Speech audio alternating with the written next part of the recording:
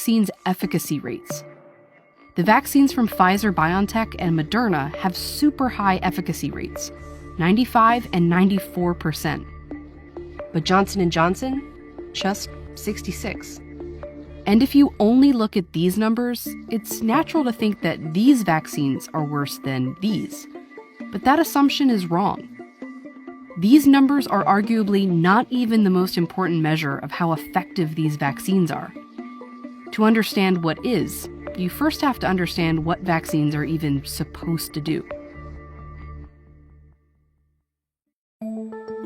A vaccine's efficacy rate is calculated in large clinical trials, when the vaccine is tested on tens of thousands of people. Those people are broken into two groups. Half get the vaccine and half get a placebo. Then they're sent out to live their lives while scientists monitor whether or not they get COVID-19 over several months. In the trial for Pfizer-BioNTech, for example, there were 43,000 participants. In the end, 170 people were infected with COVID-19. And how those people fall into each of these groups determines a vaccine's efficacy.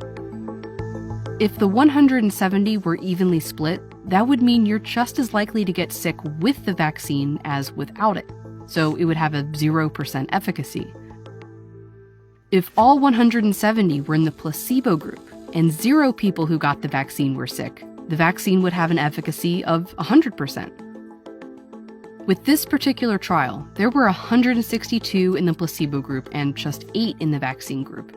It means those who had the vaccine were 95% less likely to get COVID-19. The vaccine had a 95% efficacy. Now, this doesn't mean if 100 people are vaccinated, 5 of them will get sick. Instead, that 95% number applies to the individual. So each vaccinated person is 95% less likely than a person without a vaccine to get sick each time they're exposed to COVID-19. And every vaccine's efficacy rate is calculated in the same way. But each vaccine's trial might be done in very different circumstances. So one of the biggest considerations here when we look at these numbers is the timing in which these clinical trials were performed. This is the number of daily COVID-19 cases in the US since the pandemic began. The Moderna trial was done completely in the US, here in the summer. The Pfizer-BioNTech trial was primarily based in the US too, and at the same time. Johnson & Johnson, however, held their US trial at this time, when there were more opportunities for participants to be exposed to infections. And most of their trial took place in other countries, primarily South Africa and Brazil. And in these other countries, not only were case rates high, but the virus itself was different. The trials took place as variants of COVID-19 emerged and became dominant infections in these countries, variants that are more likely to get participants sick. In South Africa, most of the cases in the Johnson & Johnson trial were that of the variant, not the original strain that was in the US over the summer. And despite that, it still significantly reduced infections. If you're trying to make one-to-one head-to-head comparisons between vaccines, they need to have been studied in the same trial with the same inclusion criteria in the same parts of the world at the same time. If we were to take Pfizer and Moderna's vaccine and redo their clinical trial at the same time that we did J&J's clinical trial, we might see quite different efficacy numbers for those.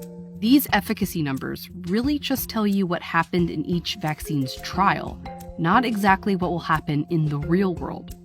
But many experts argue this isn't even the best number to judge a vaccine by anyway, because preventing any infection at all is not always the point of a vaccine.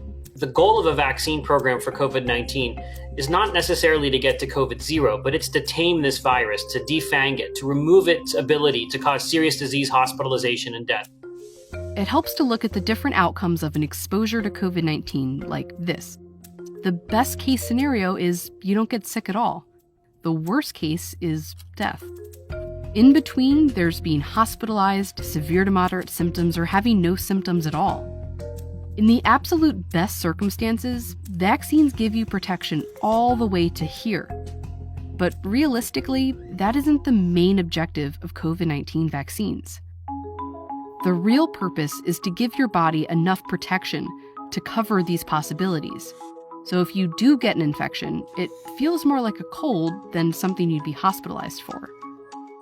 And this is one thing that every one of these COVID-19 vaccines do well. In all these trials, while some people in the placebo groups were hospitalized or even died from COVID-19, not one fully vaccinated person in any of these trials was hospitalized or died from COVID-19. One thing that I wish that Mary would have understood was that all three vaccines have essentially 100% effectiveness in protecting from death. The mayor of Detroit did backtrack and said he'd start taking Johnson & Johnson doses because it's still highly effective against what we care about most. Efficacy matters, but it doesn't matter the most. The question isn't which vaccine will protect you from any COVID infection, but which one will keep you alive or out of the hospital? Which one will help end the pandemic? And that's any of them. The best vaccine right now for you is the one that you're offered. With each shot that goes in someone's arm, we get closer to the end of this pandemic.